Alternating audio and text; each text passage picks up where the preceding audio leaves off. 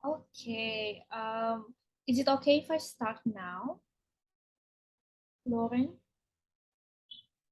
Okay, perfect. Thank you. So hi everyone. My name is Bintang, and I will be speaking on behalf of Torajamelo, a social entrepreneurship based in Indonesia. Oh, I'm just gonna admit people while I'm going. Okay. Um, this is just a short introduction of the company itself. So what the company does is basically creating a sustainable fashion. Um, but then at the same time, this economic empowerment also helps marginalized women that often go abroad and become migrant workers so that they have money, um, so that they can create money or make money in their own hometown so that they don't have to migrate. So that's one aspect of it.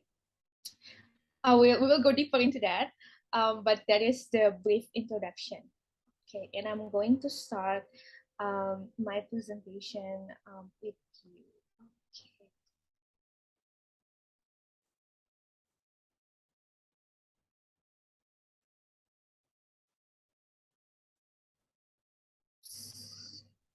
Okay.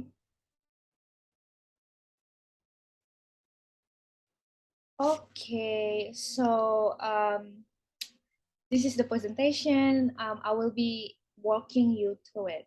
Okay. So Torajamelo was founded in Toraja. It is a small village in one of the island in Indonesia. So it started as a small initiative. So when it started, there was no thought of it being social entrepreneur or a social enterprise or things like that. It was a small initiative to empower marginalized and impoverished women that lived in the area. So because they are marginalized and impoverished, most of them then go out and become a migrant domestic worker abroad. So if you're in Indonesia, and when we're talking about migrant domestic worker, we're usually thinking about women going to Singapore, Malaysia, or the Middle East, right? And not only does these socioeconomic problems then sort of force them to migrate, but also a lot of times this poverty also trap them in domestic violence situation. So by empowering them economically, they will have then um, an agency or choices, first of all, to not migrate, and also to escape abusive situation if that's the case. And what's so unique about this village is that they also have weaving tradition. So they know how to create or weave fabrics, right? But a lot of times, even though it's so intricate and even though it's really beautiful, the Indonesian market and maybe the global market are not aware of them. In Indonesia, we call this tenun, or weaving, like this lady is doing in the background. And so what Torajamelo intended to do at first was not to come and then introduce a whole new economic system or come with a brand new business model or business idea or things like that, but to empower local wisdom. So things that they already have. And then Torajamelo seek to empower that and introduce the products to Indonesian and global market. I'm admitting people as I go. Okay, because you can read the slide as well. Okay, and this is the breakdown of the problem that um, rural areas in Indonesia often have. First of all, poverty. This is also a gender issue in a lot of times because then a lot of women are forced to become migrants and then work abroad. And this is another can of worm, but there are also a lot of risks and issues associated with female migration in Southeast Asia, including forced into sex work or end up abused with black or bad companies or unwanted pregnancies as well. So oftentimes they come back with no money, abused, or with a baby that the person in the host country didn't want to be responsible with, and so on and so forth. But a lot of times the poverty was so severe that these women decide to still take those risks just because the situation is very dire. Okay, so that's one part of it. The other part of it is also the rampant degradation of communities. And this is, we're talking about environment and mostly in relation to fast fashion. As you can read here, the forest just simply cannot sustain the way that the industry is working. And for a lot of rural women and men as well, that are dependent of these natural resources, this just traps them in even deeper poverty, or started their poverty even. That's the second part of it. And of course, the last part, when we're talking about indigenous or cultural heritage, those things like clothes, fabrics, patterns, those are the things that are passed down from generation to generations. And a lot of times it's getting lost as we modernize. That is also another part of it. But also when you are so poor, right? This generational knowledge might not even become part of your life just because life is so difficult financially speaking, right? But also that is really bad and that is very sad. But also we have hope, I would say. We have increasing ethical or awareness of what we consume, of what we wear. I guess if you are on TikTok or if you are on Instagram, I guess you start to see this movement against fast fashion. So that is the ethical consumers part. And we're looking into growth of sustainable market. People are started to care about sustainability, particularly in fashion.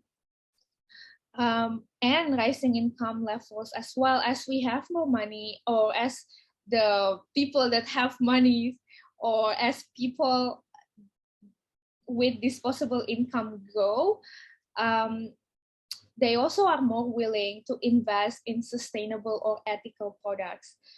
So this is the problem, but also we have a lot of opportunities, and these opportunities are the ones that Torajamelo is seeking to benefit from.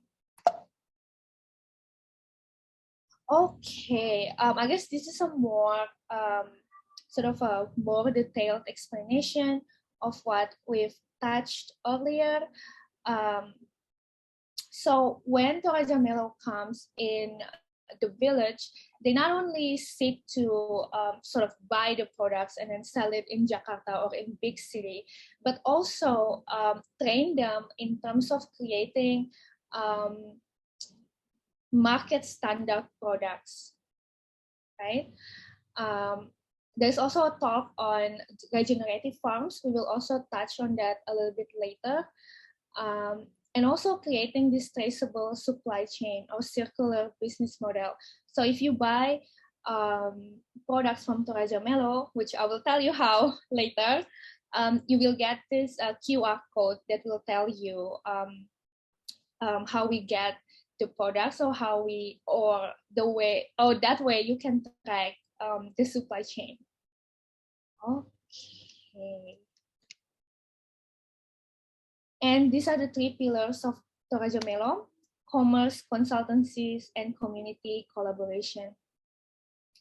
When we're talking about commerce, not only then Torajamelo seeks to sell these products to customers directly or B2C, we're also seeking to work with other brands as well. I think in Indonesia, we are working with the Body Shop. one of our strategic partner, and also IKEA, if I'm not mistaken, and a lot of other big brands. Consultancy to help other companies and services to align with SDG and ESG goals. And lastly, community collaboration. I think this is the biggest part, or maybe not the biggest, but I really like this part of Torajamelo personally, just because Torajamelo works directly with the weavers and the community. And also one part of it is capacity building, right? So not just, okay, make this amount of fabrics and then we're gonna sell it. No, but also training them in creating a market standard product and letting them know what kind of stuff or what kind of color that are in or that are fashionable and will get people to buy it, right? And so this is the circular model. We're sourcing material from local community and regenerative farms. We'll talk about that later. Capacity building.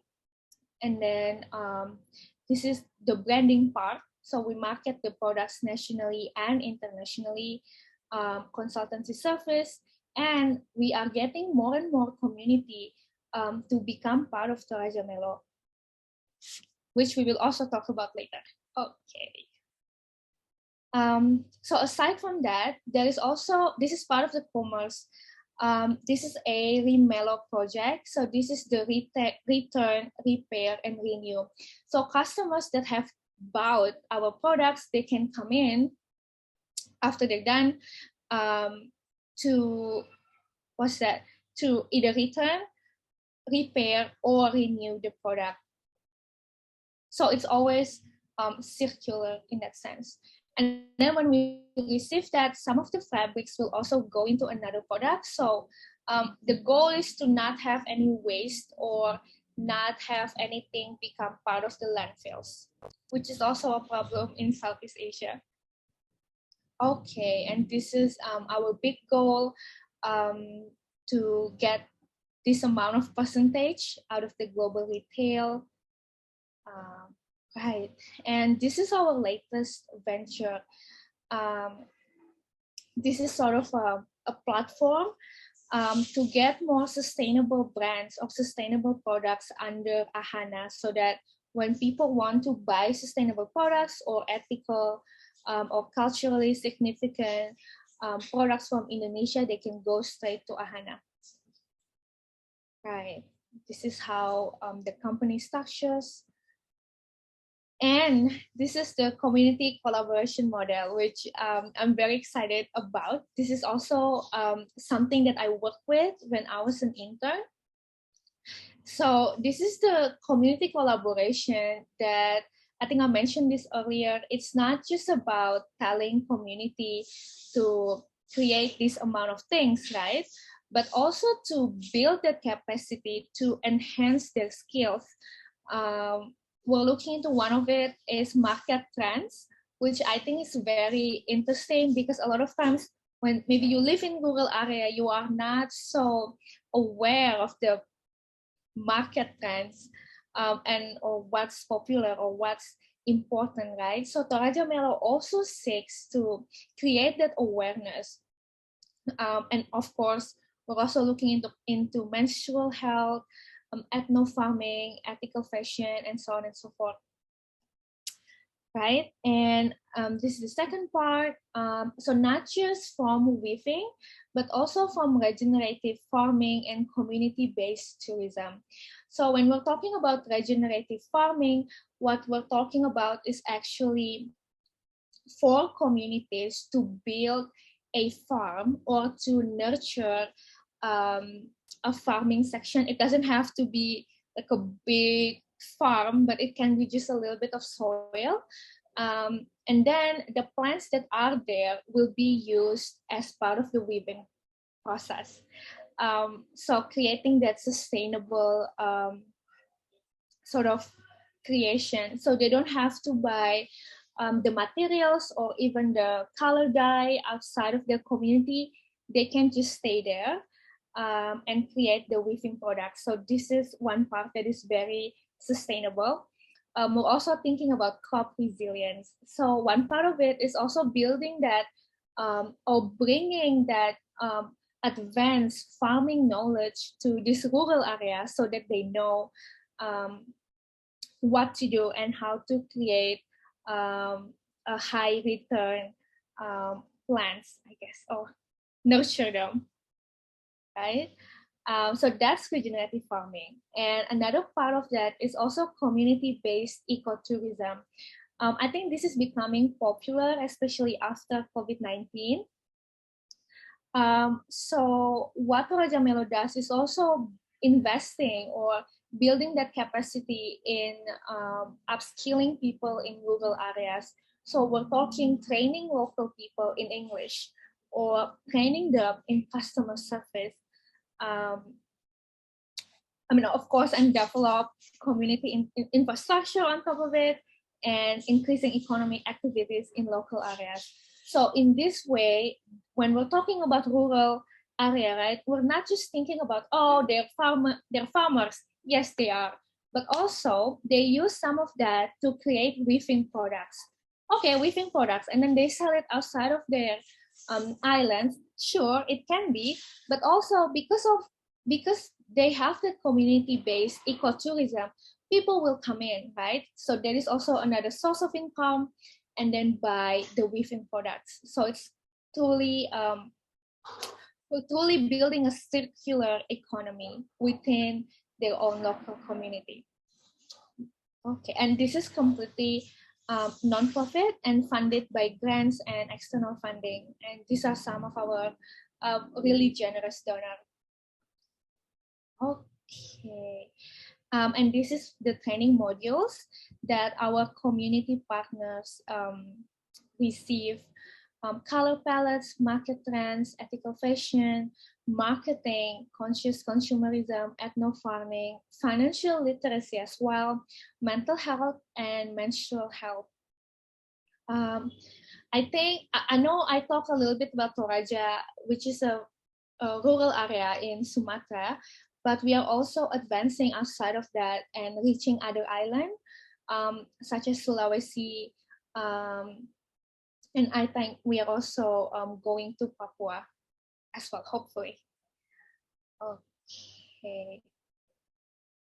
So this is one of example of how regenerative farming works.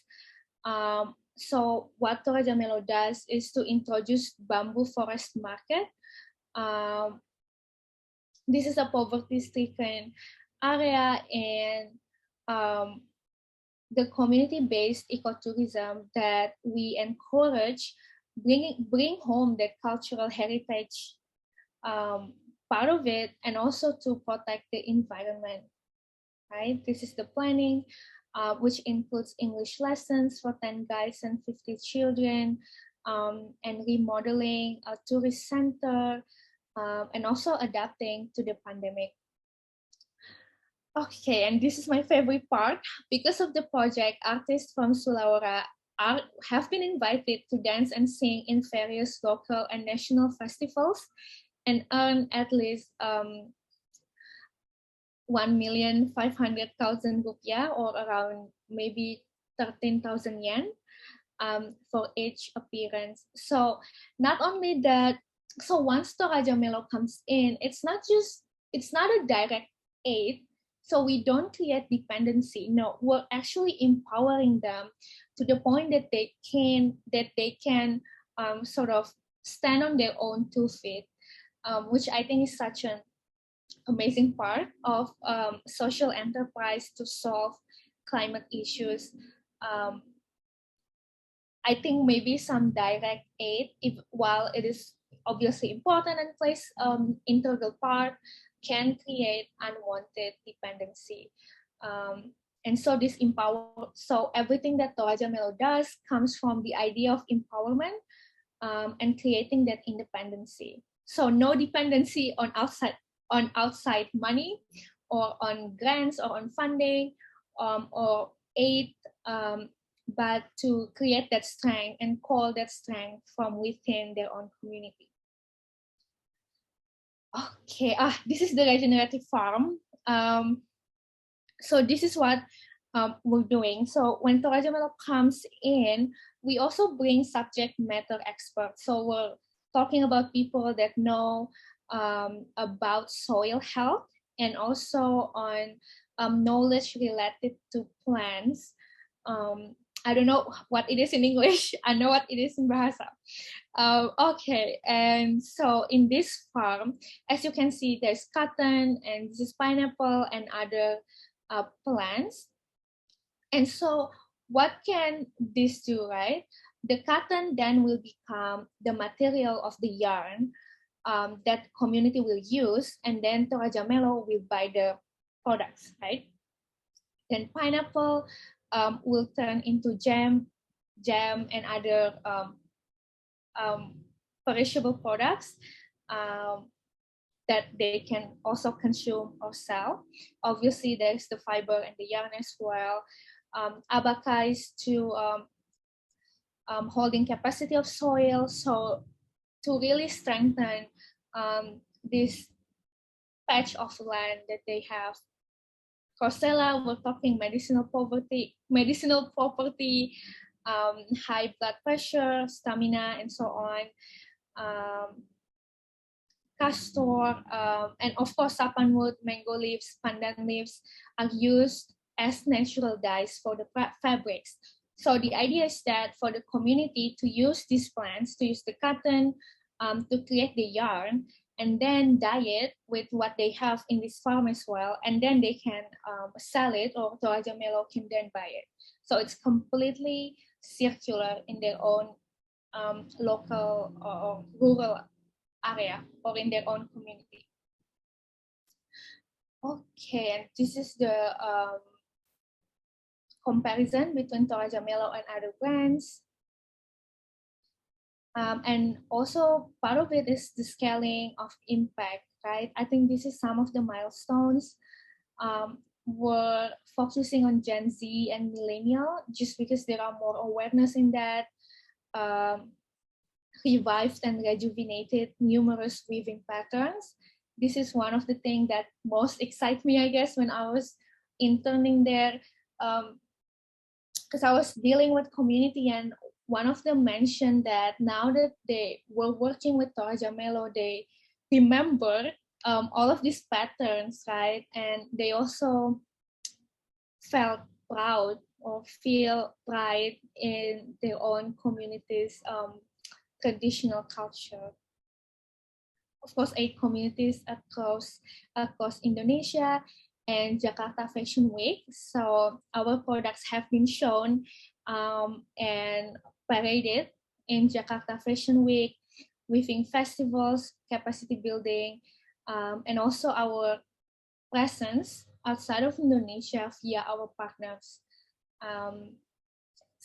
Okay, and this is our fundraising plan. And this is all of our amazing founder and team members. I think they all come with very specific set of skills, which makes Torajamelo such a dynamic and really exciting place to be of. And that's all about it. Okay, I think I spent 35 minutes here, and we can have another half an hour of Q&A. Thank you so much. I'm gonna stop sharing now. Okay, and oh, thank you for PFP. I can also show you where to get Torajamelo products. Let me copy the link for you. And there we go.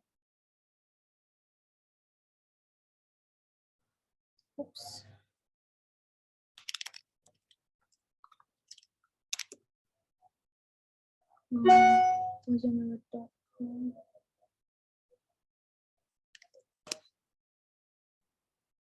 Okay, I saw a question that there is an account called Torajamelo Stories.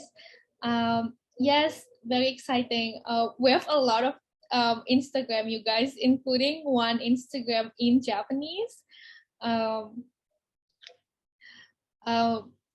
So Torajamelo stories really talks about the people behind the scenes, including the weavers and the intern.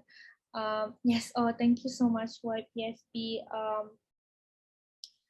And also the weavers behind the products. You guys can also see. I wonder if I can still share screen. Let me just pull it up so we can see it together. Okay. Yay, thank you so much, YPFP.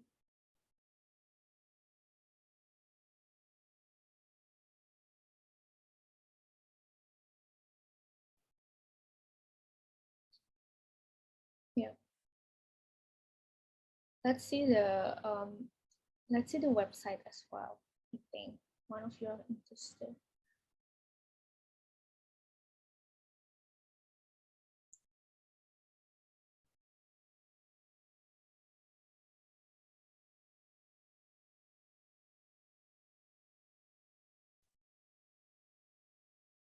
It's not that one.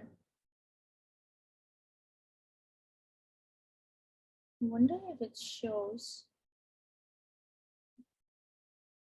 Okay. Right. So this is our website, and you can actually see all the beautiful pieces here. And you can also order it online. This is our Instagram. Yeah, and you can definitely order it online.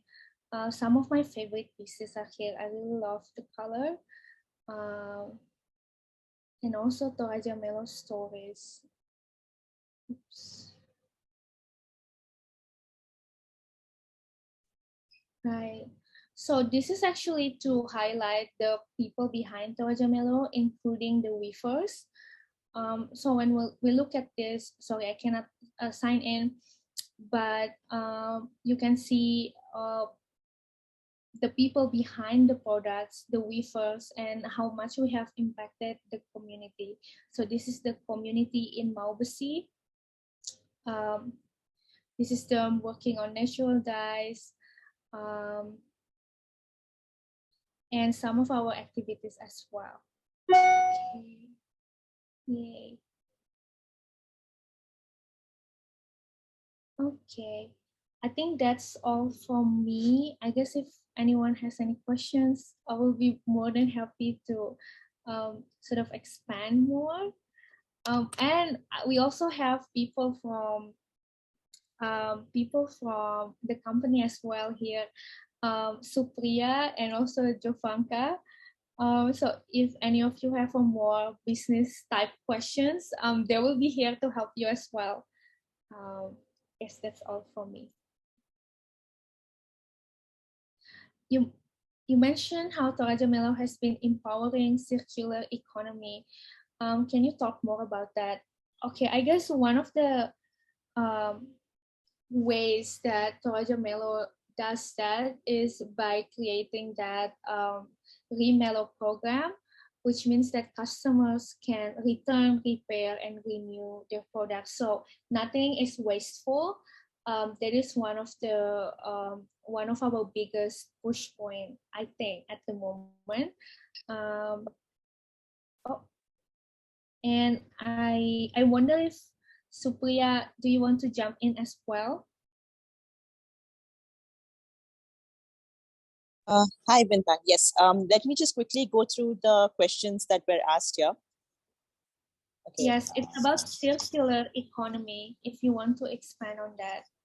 Yeah. Okay. There are actually two more questions following that. So let me just go through all the questions once and then I can reply one after the other. Okay, so for circular economy, basically, as Bintang said, our biggest standpoint is the Remelo program, which we are going to launch along with our e-retail platform, which is Ahana. But having said that, we are aiming towards a circular economy or a circular ecosystem by empowering our weavers to sustain and maintain this lifestyle on their own. So if you see the regenerative farming, which is the biggest factor in this circular economy, because essentially these weavers, they have to travel to other communities, or they have to travel outside their space to source their yarn or their fiber or their the dyes that they use for weaving. But with this program where we are trying to implement ethno farming, regenerative farming, we are kind of giving them training. We are trying to encourage them to grow their own yarn, their own dyes. And in this way, they are also sourcing their material for the weaving, and it also provides them with a sustainable income. So it's basically nobody within the community has to reach out to someone else for any kind of help. So it's you're kind of maintaining that income flow within the community. And through this, once the product reaches us, we are obviously putting their products at the market space. We are giving them that market exposure. Once their products are sold, we give them the commission on whatever is sold. And on top of that, once the product reaches our B2B customers, our B2C customers, if they have any issues with the product, we have this lifetime opportunity available through Remelo, where they can always bring their products back to us if there's any kind of repair or any kind of exchange that they would like to do. In between, throughout the stages of production of this tenon, whatever scraps are, if you have like rejected pieces of tenon, or you have some kind of scraps in between, we emphasize on using that. We are trying to maintain minimal wastage as much as possible. So I'm hoping that explains our outlook and our understanding of circular economy. But if you would like to know anything more specific, you can also ask again. Yes, okay. And also email Torajamelo, right? Yes, you can always. I can drop in my email address here. You can definitely reach out to me if there is anything else you'd like to know in person. Yes, absolutely.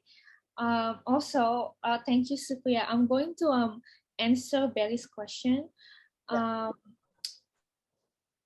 possible it is to apply this model of Torajamelo to other countries in the region, for example, Vietnam? Oh, I love this question. I think what makes Torajamelo so unique is that it comes from local wisdom, right? So we're looking into the strength and the potential that community already have, and what we do is empowering them. So this is not a new idea, not a new we don't come in and tell them what to do, but it's more on the recognizing and then amplifying what they already have. I think this is definitely can be done across indigenous community across Southeast Asia, and if I may say, maybe also the world. I think there is a lot of wisdom and knowledge and practical things, especially in Southeast Asia. Fashion is a big part of it that we can amplify. And I'm sure, I think in Vietnam, I have read that they have also a lot of this social entrepreneurship started to spring up, which is also a very exciting thing to witness. I think I can confident. I mean, obviously you will have to do research and this and that, but I think the whole idea of empowering communities and indigenous communities are definitely applicable across the board. That's great. I think I'll answer Tristan's question. It's very interesting. He's asked about how effective social enterprises and so what exactly was the question? Yeah, social businesses. Businesses. Oh, okay. Yeah. What do you think is the greatest impact of social enterprises and social businesses? Why are their models so unique? So if you look at a revenue perspective or the profits made from a social enterprise or a business like Torajamelo, we are not going to look at profits immediately in year 1 or year 2. We are way behind that. For us, our major or the most important aspect is to see what kind of impact we're creating. For us, the social impact, along with simultaneously environmental impact, is of extreme significance, because we believe that going forward, this is a very sustainable option. You will run out of all kinds of resources in which fast fashion is currently based on. maybe 10 to 15 years or 20 years down the line. And we realized that slow fashion, like the way we are sustainably sourcing our material for whatever products we are creating, has a greater good. I mean, it has an impact for the greater good. So one of the reasons why I have joined Torajamelo, or why Bintang has worked for Torajamelo in the past, is for this reason, because we believe that these products are made ethically, they are sourced with providing as minimal environmental impact as possible, because we are very positive and we are very sure about the carbon footprint that we leave. We calculate it, we are tracking it, we are minimizing our carbon footprint. We are working with some other, like few companies where we have a life cycle analysis done for our entire process. So we are trying to offset and minimize it. And there are customers who actually value such products. They want to buy ethically sourced products. They want to buy sustainably sourced products. So that's the reason why we strongly feel such social enterprises will thrive going forward. I agree with that. Also, I think what's so great about this is that because I'm not entirely sure how big it is outside of Southeast Asia, but in Southeast Asia we have a lot of direct aid. So just money being pumped basically to solve issues. And it's great, and obviously there is a benefit, and there is a place for that. But also sometimes what it creates, it's a dependency almost, that communities or people that are affected by certain issues, they can only survive by expecting or hoping for grants or for money or for aid or funding and so on and so forth. And what's so great about social enterprise and social businesses is that there is also that part of agency in that, and empowering people to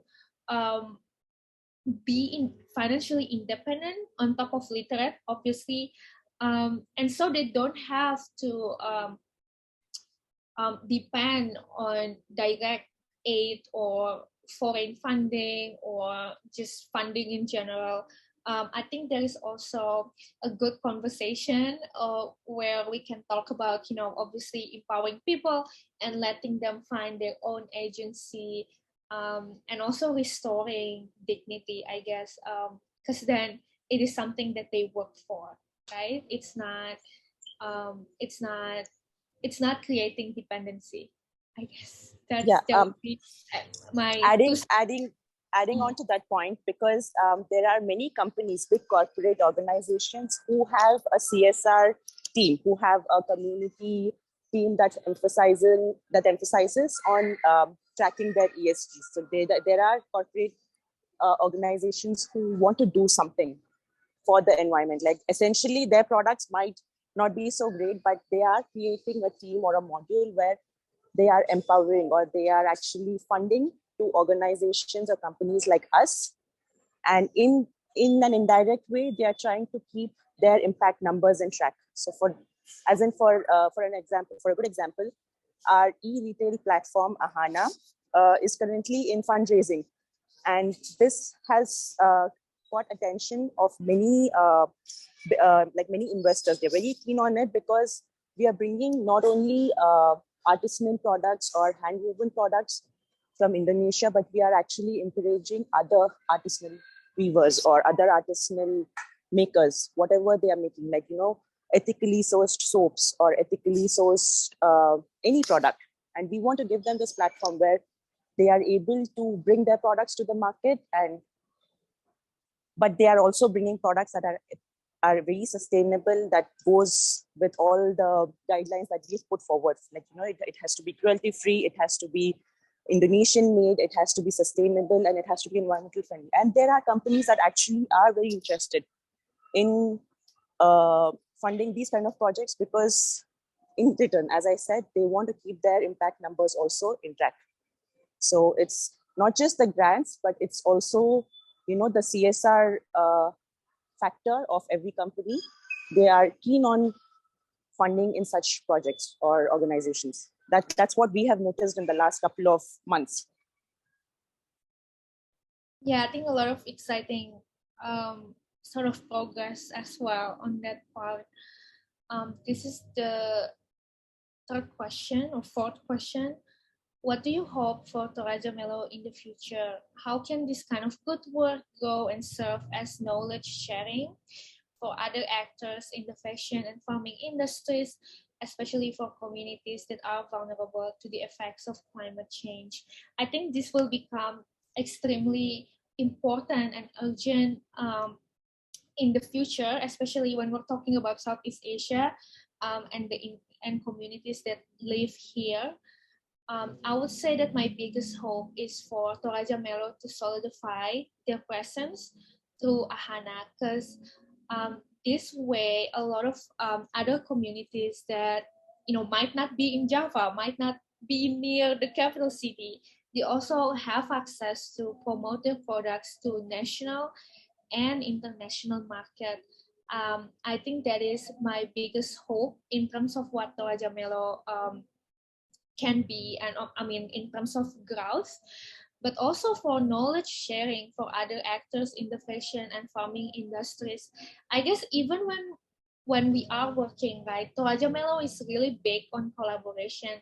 So even when we come to communities, we also bring subject matter experts or SMEs that do know, that often come from their own community. So this is also part of that partnership is built on what Torajamelo is aiming to do. And also, I think this is one of the biggest part of it is that, correct me if I'm wrong, Supriya, but we're also working with activists that are on the ground. And this is how that knowledge sharing and partnership sort of grow from that.